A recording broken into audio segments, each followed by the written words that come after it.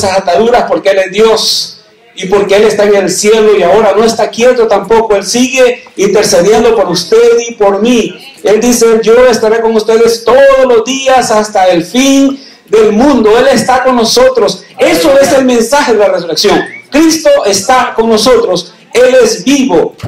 Él está en este lugar. Él está en toda circunstancia. Ese es el mensaje de la resurrección. Él no está en una cruz. Él no está en una tumba. Él está aquí con nosotros. Él comparte cada lugar con nosotros. Él nos mueve de un lugar a otro. Él nos lleva a otras situaciones y nos pone situaciones también para sacarnos de donde estamos y movernos. Para que no nos quedemos quietos. Para que no apagamos la luz. Para que nuestra sal no pierda el sabor. Él pone situaciones y nos guarda cuando somos rebeldes también. Nos guarda cuando nos apartamos y cuando decidimos no caminar y cuando queremos hacer nuestra voluntad. Él nos guarda en su paciencia. Él espera por nosotros. Y dice en el capítulo 24 y el verso 1 en adelante, el primer día de la semana, muy de mañana, vinieron al sepulcro trayendo las especias aromáticas que habían preparado y algunas otras mujeres con ellas. Y hallaron removida la piedra del sepulcro, y entrando no hallaron el cuerpo del Señor Jesús. Aconteció que estando ellas perplejas por esto, y aquí se pararon junto a ellas dos varones con vestiduras resplandecientes, y como tuvieron temor, y bajaron el rostro a tierra, les dijeron, ¿por qué buscáis entre los muertos al que vive? No está aquí, sino que ha resucitado. Digamos todos eso, hermanos. El Señor ha resucitado. Gloria sea, Señor, tú has resucitado. Acordaos de lo que os habló cuando aún estaba en Galilea, diciendo, es necesario que el Hijo del Hombre sea entregado en manos de hombres pecadores y que sea crucificado y resucite al tercer día. Entonces ellas se acordaron de sus palabras y volviendo del sepulcro dieron las nuevas de todas estas cosas a los 11 y a todos los demás. Eran María Magdalena y Juana, María, la madre de Jacobo, y las demás con ellas, quienes dijeron estas cosas a los apóstoles. Mas a ellos les parecía locura las palabras de ellas y no las creían. Pero levantándose Pedro corrió al sepulcro y cuando miró dentro, vio los lienzos solos y se fue a casa maravillado de lo que había sucedido. Padre, en el nombre de Jesús, yo te doy gracias por Jesús. Te doy gracias, Padre, por el poderoso, Señor, poder del Espíritu Santo, Señor, que levantó a Jesús de los muertos, porque el Señor, Él no podía sostenerlo, la muerte no podía sostenerlo. El enemigo pensó que lo había vencido al Él morir en la cruz del Calvario, pero Señor, Él fue y predicó, y Él tomó las llaves de la muerte, y Él resucitó al tercer día y se levantó venciendo la muerte, venciendo, oh Dios eterno, todos los poderes del enemigo y tomando las llaves. Tú lo levantaste, oh Dios. Y ahora, gracias, Padre, porque Jesús está a tu diestra. Gracias porque Él es mi intercesor. Él intercede por mí. Él intercede por cada uno de los que hemos sido lavados y limpiados con su sangre. Y Él está aquí en este lugar. Y tú estás aquí en este lugar y tu Padre te regocijas con tu pueblo. Te regocijas al vernos en este lugar. Aunque te entristece muchas actitudes nuestras y mucha incredulidad nuestra, Padre, pero te suplicamos que nos perdones y nos ayudes, oh Dios eterno, a ver la resurrección, a ver la vida de Jesús, a ver la vida, Señor eterno, de nuestro Dios, a ver tu palabra, Señor eterno, como viva y que pueda funcionar, que pueda, Señor, transformar nuestras vidas y que haya, Señor, resurrección en nuestras vidas. Que sea tu Espíritu Santo, oh Dios, el que cambie, oh Dios. El que dé poder, Señor, para predicar, para hablar, para ver la vida, para caminar, Señor, por este mundo con una perspectiva diferente, no puesta, Señor, en las cosas de este mundo, sino puesta en la eternidad. Padre, gracias por este pueblo. Gracias por esos niños, por esos maestros. Gracias por tu pueblo de Israel, oh Dios, que un día se van a arrepentir. Gracias por esos hermanos, Señor, judíos que se han arrepentido y que creen en ti. Y gracias, Padre, porque un día tú vas a mandar a Jesús y Él viene a esta tierra. Y el nuevo pacto, Señor, se cumple en ellos. Y ellos te van a recibir. Y tú los perdonarás, Señor. Gracias, oh Dios, por este día. Gracias, oh Dios, bendícenos. Háblanos. Transforma nuestras vidas, toca nuestros corazones. Que las palabras, que esta palabra tuya, Señor, no caigan en saco roto, oh Dios. Que no entren por un oído y salgan por el otro, Señor. Que esta palabra sea, Señor, como esa lluvia que viene a la tierra y cumple el propósito para el que ha sido enviada. Que esta palabra, Señor, cumpla el propósito y que tu Espíritu Santo, Señor, sea quien la plante y quien la haga germinar y dar fruto. Fruto al 100, al 60 y al 30, Señor. Fruto, porque tú buscas fruto. En el nombre de Jesús, oh Dios. En el nombre de Jesús te lo suplico, Padre. Amén. Hermanos, para llegar a este punto de la resurrección, el Señor tuvo que venir primero. Él dejó el cielo, vino a esta tierra, tomó cuerpo y creció como un niño. Él tenía un propósito que cumplir. En la profecía se habla todo lo que el siervo iba a sufrir, lo que el ungido iba a sufrir, lo que Jesús tenía que sufrir y la profecía que tenía que cumplirse. Esta semana hemos tenido la oportunidad de estudiar lunes, martes, miércoles y viernes acerca de lo que sucedió en esa semana y es maravilloso, hermanos, adentrarse y estudiar despacio y comentar y buscar, escudriñar en la palabra lo que el Señor habla en la Escritura y ha sido una bendición para los que hemos podido seguir esta enseñanza. Y no voy a repetir esta hora, no tengo tiempo. Cada noche ha sido 1 hora o más y pues eso, hermanos, lleva muchísimo tiempo. Pero quiero, hermanos, decirles que esa última semana de la vida de nuestro Señor Jesucristo, esa última semana que estaba profetizada desde Moisés y más específicamente en Daniel capítulo 9, en donde habla de las 70 semanas, explicado un poquito sobre esas 70 semanas, que el Señor dice después de las 7 semanas y las 62 semanas, que va como total 69 semanas, se quitará la vida al Mesías, mas no por sí. Y luego habla de lo que va a suceder con Israel y todo lo que está ahí escrito de esa profecía que fue dada como muchos cientos de años atrás, se cumplió exactamente. Y cuando vemos la vida de Jesús allá llegando a Jerusalén, en esa última semana donde Él se la pasaba en el día en Jerusalén, pero por la noche se iba y dormía en Betania, que estaba como a unos 2 kilómetros de Jerusalén. En esos recorridos, en ese domingo de Ramos, 4 días antes de la Pascua, esos 4 días que si vemos en Éxodo 12:6, dice que se da instrucciones al pueblo sobre el cordero, que tiene que apartarse 4 días antes, y que el 14 de Nisan, que es el 14 de Aviv, de este primer mes del año religioso judío, tenía que comerse la Pascua entre las 2 tardes. Eso habla Éxodo 12:6. Ese día cuando Jesús llegó a Jerusalén, cuando Jesús había estado ahí por 3 años, entrando y saliendo, por 30 años cada día de su vida, por 30 años, Él había subido a Jerusalén a celebrar esa fiesta de la Pascua, porque fue ordenada por Moisés y los judíos la celebraban año con año, y hasta el día de hoy la siguen celebrando. ¿Qué tiene que ser en Jerusalén? Ese día el Señor fue algo especial para Él. Por 29 años, por 30 años Él había subido a Jerusalén con sus padres. A la edad de 12 años, recuerda que Él se quedó ahí en Jerusalén, hablando con los sacerdotes. Y sus papás, muy preocupados, tuvieron que regresar después de 3 días a buscarlo, porque era la costumbre. Pero sin embargo, en esta oportunidad, cuando el Señor llegó a Jerusalén, dice que lloró y expresó unas palabras y dijo: cuánto hubiera deseado que al menos en este día conocieran lo que está sucediendo, que al menos este día sus ojos fueran abiertos. Mas sus ojos estaban cerrados, como la gallina dice que junta sus polluelos. Él quiso juntarlos, pero no quisiste. Por tanto, dice, tu casa es dejada desierta. Pero él habla esas palabras, al menos en este día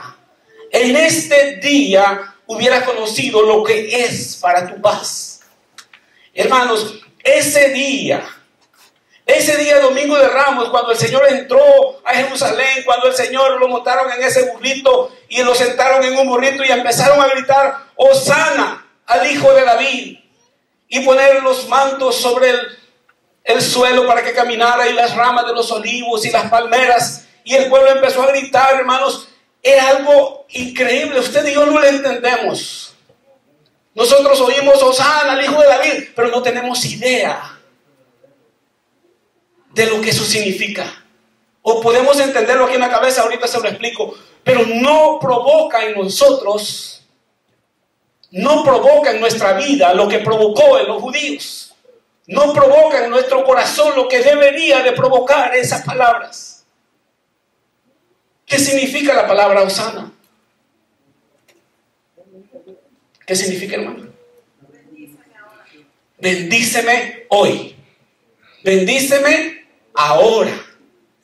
Cada vez que los judíos decían Hosana, Hosana, Hosana, estaban diciendo bendícenos hoy. ¿Por qué cree que gritaban bendícenos hoy? Esto lo habían ensayado por cientos de años cada año. Cada una de las fiestas de los judíos es un ensayo, un entreno para cuando el Mesías viniera. Y ven la figura, el burrito, y eso en la Biblia, todos los reyes que eran ungidos como reyes tenían que montarse en un burrito.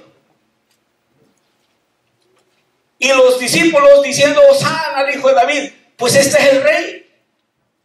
Los judíos esperaban al Mesías, esperaban al rey. Jesús era un hombre diferente. Estaba fuera de lo normal. Hacía milagros. Daba de comer a miles. Era un hombre extraordinario, era un profeta. Otros decían los judíos tienen diferentes ideas de quién era. Muchos sabían que era el Hijo de Dios, pero él tenía un camino trazado. Él tenía una meta y un camino que tenía que cumplirse. Y ese día los judíos decían, ¿cuántos judíos habían, hermanos? Los historiadores piensan que había aproximadamente 5 millones de personas en Jerusalén ese día para comer la Pascua. ¿Cuánta gente es esa? Imagínense un montón de gente, miles y miles de gente gritando. Eso puso a temblar a los sacerdotes, puso a temblar a los judíos, puso a temblar a las autoridades, decir, bueno, si este es el rey. Y cuando decían Hosana, estaban diciendo, bendícenos ahora, libéranos ahora, quítanos del yugo de Roma. Al poner este rey ahora, que es tan poderoso, manda a llamar a sus ángeles, destruye a los romanos, y Jerusalén es la capital del reino de todo el mundo, y se establece el reino de Dios en la tierra. Cuando ellos decían Hosana, decían bendícenos hoy, establece tu reino hoy, danos la libertad de los romanos hoy. Y luego decían al Hijo de David, porque Dios le dio una promesa a David, y la promesa es respecto al trono, el trono de David, y alguien se va a sentar en el trono de David. Y si sabía que el trono de David es algo eterno, y tiene que ver con trono, tiene que ver con rey, tiene que ver con reino. Y si Jesús se sentaba, entonces ese reino, ese trono de David, iba a ser el trono que iba a gobernar a todas las naciones. Por eso ellos gritaban, Hosana, Hosana al Hijo de David. Bendícenos ahora, danos libertad ahora, establece tu reino ahora. Pero Jesús entró a Jerusalén, y la palabra dice que nomás vio a los alrededores, entró al templo, vio, llegó la noche, agarró a sus discípulos, vámonos, y se fue para Betania. El siguiente día, otra vez, regresan de Betania. Y ese día sucede algo. El Señor en el camino encuentra una higuera y se da las palabras contra esa higuera, que él tenía hambre, buscó fruto, no encontró fruto. No voy a explicar todo eso porque es demasiado largo. Llega al templo Y en el templo tiró todo, los vendedores, los cambistas, las aves y todo, y dijo: han convertido mi casa en casa de mercado. Y el Señor hace una limpieza de su casa. Antes de llegar, hizo algo que simboliza un rechazo del pueblo de Israel. Porque el siguiente día, cuando regresaron de Betania, sucede que Pedro se fijó que la higuera que el Señor había maldecido estaba seca desde las raíces. Porque el Señor busca fruto. Buscó el fruto en el pueblo de Israel y no lo encontró. En las parábolas que habla el día martes, habla de muchas parábolas. Él habla de una de ellas que da el reino a otros. Quita los labradores, a estos labradores la viña, y se los entrega a otros labradores, que somos nosotros. Hermanos, ese día, martes, es cuando se da ese enfrentamiento en el templo, que está en el capítulo 23 de Mateo, donde el Señor, por un montón de veces, por 7 veces, le dice a los escribas, a los fariseos, los acusa y le dice: escribas y fariseos hipócritas, generación de víboras. 7 veces les habla. 7 veces los trata de hipócritas. Y les habla de una forma dura. Ahí se da el rechazo final, donde el Señor declara el juicio contra ellos. Sale del templo después de que se da todo eso. Un día antes les había volcado todo. El martes les va contra ellos, contra los fariseos, contra los sacerdotes. Y luego agarra a sus discípulos y vuelta a Betania se sienta en el monte de los olivos y les enseña. Y usted puede leer ese último discurso que el Señor dio, capítulo 24, capítulo 25, donde habla de las señales del fin, donde habla de los últimos tiempos, donde el Señor les da las últimas indicaciones de lo que va a suceder al final. Fue quizás el último sermón largo que el Señor tenemos registrado en la palabra del Señor. Fue ese día martes cuando Él volvía de Jerusalén, después de ese enfrentamiento que tuvo con los sacerdotes y los fariseos en el templo. Él dio esta enseñanza ahí en el monte de los olivos. Regresó a Betania y durmió ahí. Ese día los judíos dijeron: lo vamos a matar. No puede vivir más, pero no en la fiesta, porque se va a armar un alboroto. Le tenían miedo al pueblo. Ellos decían que no lo querían matar en la fiesta. Recuerden que la fiesta iba a ser el 14 de Nisan, día jueves. Y la indicación del libro de Éxodo era que el cordero tenía que apartarse 4 días antes, santificarse. Recuerden que santificar significa apartar. Por eso el Señor Jesús 4 días antes se presentó a Jerusalén como el rey, pero también como el cordero de Dios que quita el pecado del mundo. Tenía que morir el día 14, porque ese es el día estipulado para comer la Pascua, donde el cordero de Dios es sacrificado, el día 14. Sin embargo, el día miércoles Jesús no regresó a Jerusalén, se quedó en Betania. Y estando en Betania, sucedió algo. Hablaba de esto con los hermanos y se da un contraste, hermano. Había estaba sucediendo un contraste terrible ese día.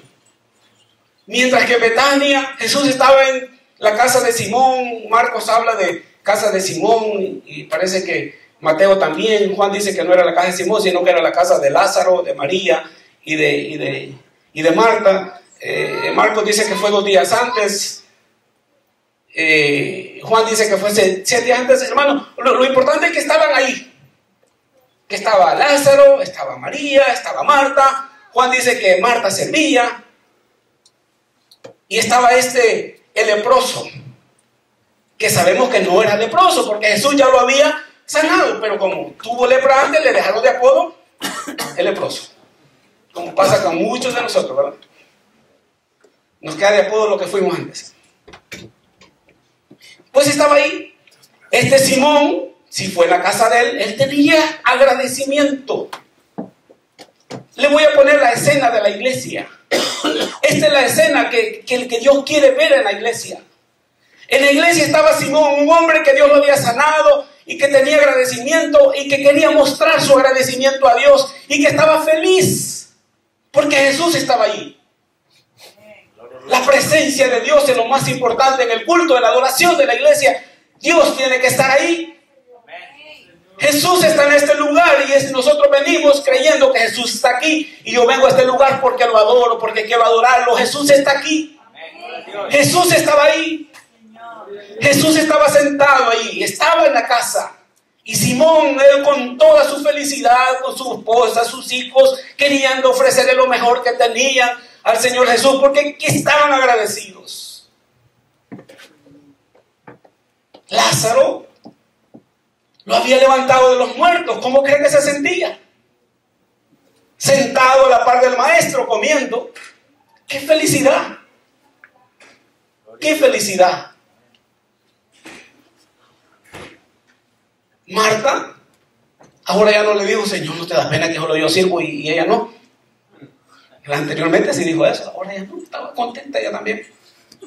María, aunque el evangelio dice, en otro evangelio dice que fue una mujer nada más, pero Juan dice que fue María, llevó el perfume que como mujer es lo que usan para cautivar al hombre.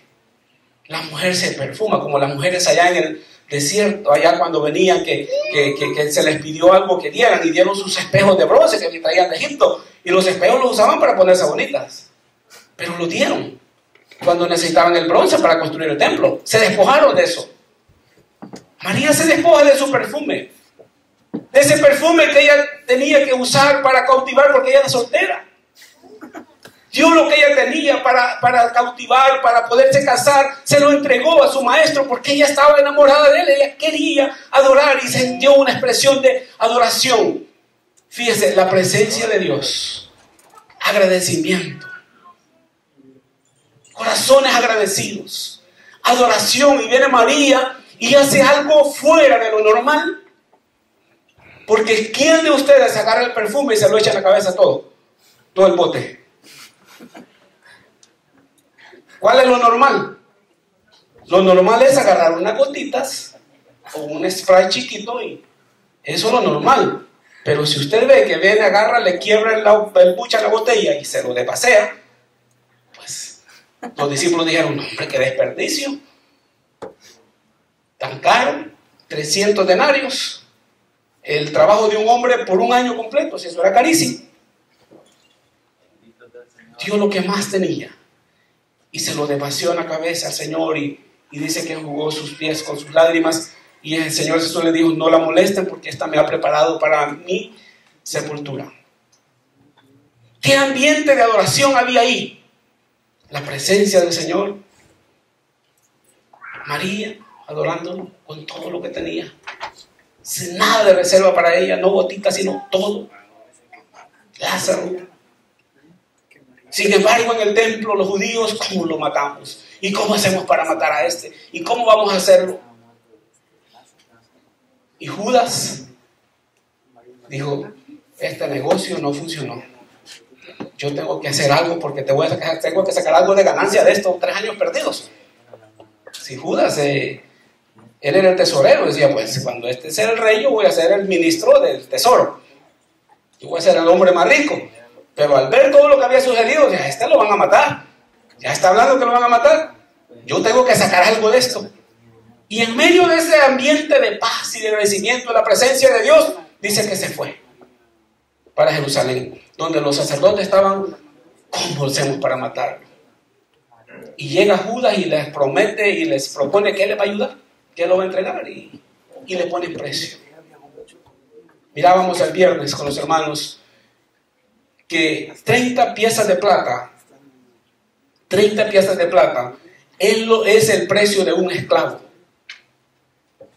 Eso es lo que un esclavo cuesta. Ese es el precio de un esclavo. Por eso el Señor habla también en Zacarías, donde, bueno, ese bonito precio me pusieron por mí, 30 piezas de plata. Ese es el precio que pusieron a Jesús, como un esclavo, el precio de un esclavo. Bien, todos saben la historia que sucedió ahí, mientras en Jerusalén, en el templo, allí los sacerdotes, ellos servían de odio, mientras ellos estaban tramando muerte.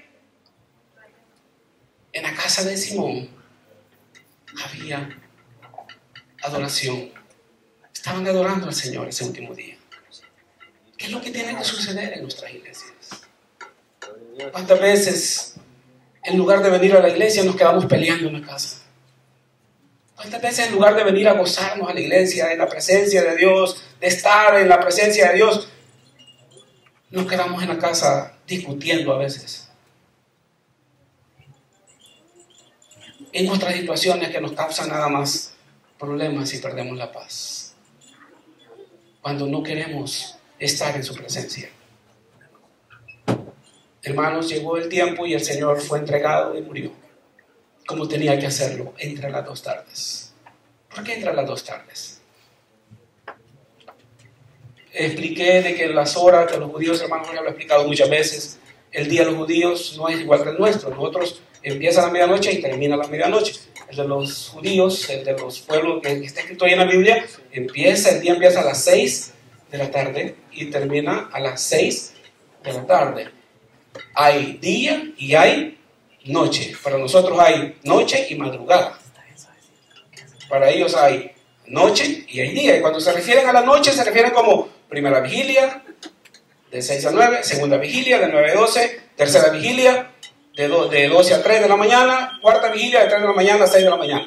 Pero cuando se refiere al día, se refiere, el día de trabajo empieza a las 6 de la mañana y termina a las 6 de la tarde. Hay una primera jornada que va de 6 a 9 de la mañana y luego otra jornada que va de 9 de la mañana a 12 del día. Esa primera jornada, la segunda jornada es la que le llaman primera tarde, porque de 12 a 3 generalmente toman un break, porque hace demasiado calor en el tiempo de verano. Entonces generalmente esas 3 horas no las trabajan y luego regresan a trabajar a las 3 de la tarde, a las 6 de la tarde, y a eso le llaman segunda tarde. Históricamente, buscando información sobre esto, recuerden que Éxodo 12:6 dice que el cordero tenía que ser inmolado entre las 2 tardes. Entre las 2 tardes. Muchos dicen entre las 6 de la tarde y las 6 de la tarde del otro día, pero eso lo deja a las 6 de la mañana. Y el Señor no murió a las 6 de la mañana. Murió a las 3 de la tarde. Eso dice la palabra. Entre la hora sexta y la hora novena dice que hubo tinieblas en la tierra y casi en la hora novena el Señor entregó su espíritu, hubo un terremoto y hasta los muertos resucitaron. Y fue entonces hasta las 3 de la tarde. Entonces, hermanos, los judíos le llaman primera tarde al turno de 9 a 12, toman el break y luego le llaman segunda tarde al turno de las 3 para las 6. Entre las 2 tardes, entonces, entre las 12 del día y las 6 de la tarde. ¿Cuál es la hora intermedia? Las 3. El Señor Jesús estuvo en la cruz desde las 9 de la mañana hasta las 3 de la tarde que murió. Pero murió, como dice la palabra, entre las 2 tardes. ¿Saben que ese día todo el pueblo de Israel, todos los judíos estaban inmolando el cordero a las 3 de la tarde? Porque esa es la hora que tenían que inmolar el cordero, no en la mañana. Tenía que ser por la tarde. Porque el cordero lo comían el siguiente día, el 15, por la noche. Porque la noche de ellos empieza, el siguiente día empieza a las 6 de la tarde. Ya no es 14, ya es el 15. Lo comen por la noche. El Señor Jesús murió el día que tenía que morir.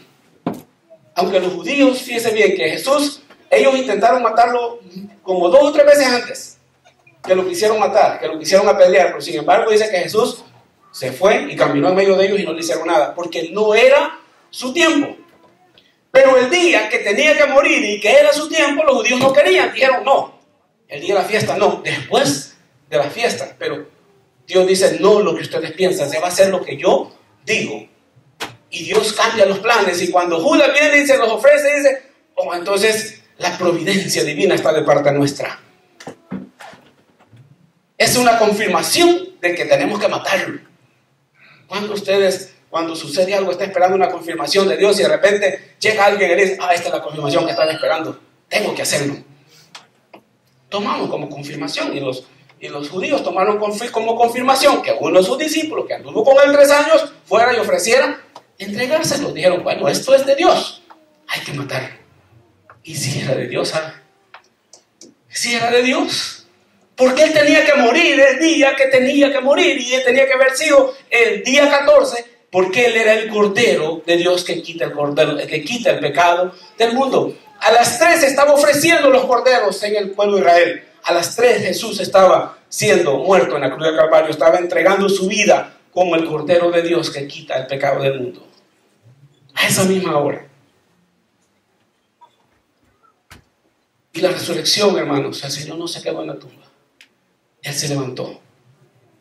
Él se levantó, Él está en el cielo, y este es el día más glorioso. 2 cosas más gloriosas son que el Señor Jesús murió en la cruz del Calvario. Él llevó nuestros pecados, Él fue a la cruz, a pesar de que su carne no quería, Él fue a la cruz y fue y derramó su sangre y lo limpió de nuestros pecados.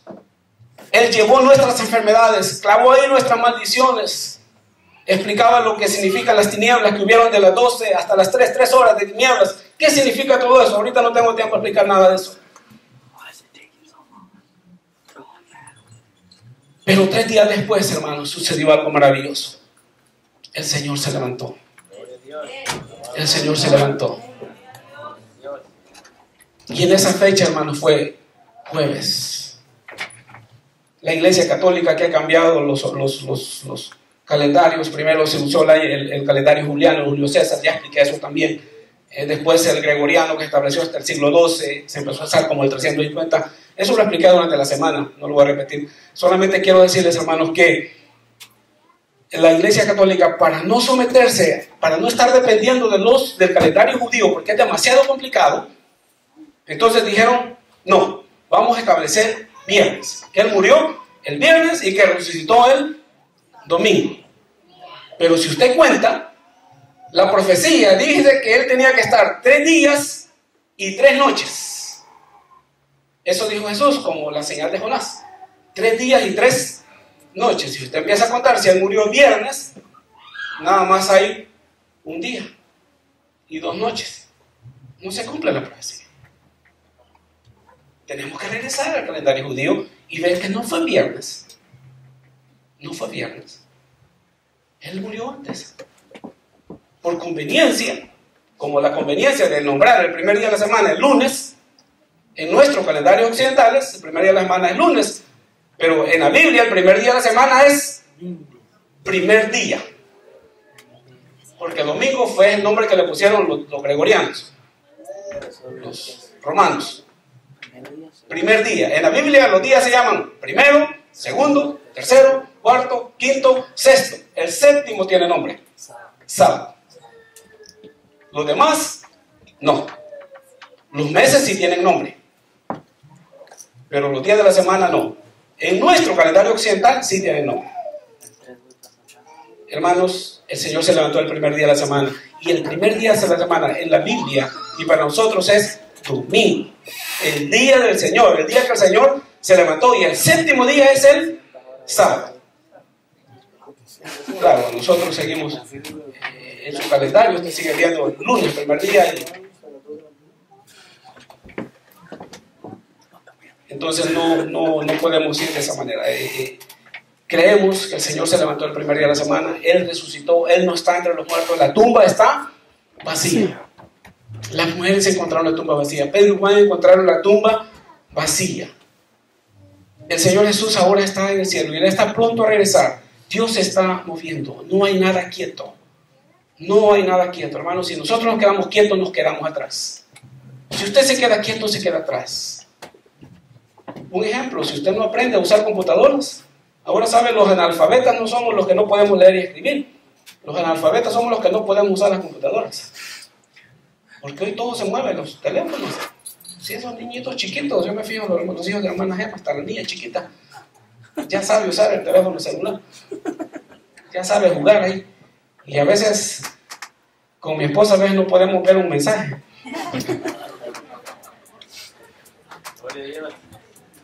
Muchas veces, hermanos, el que se queda, hermanos, el que no sigue caminando, se queda.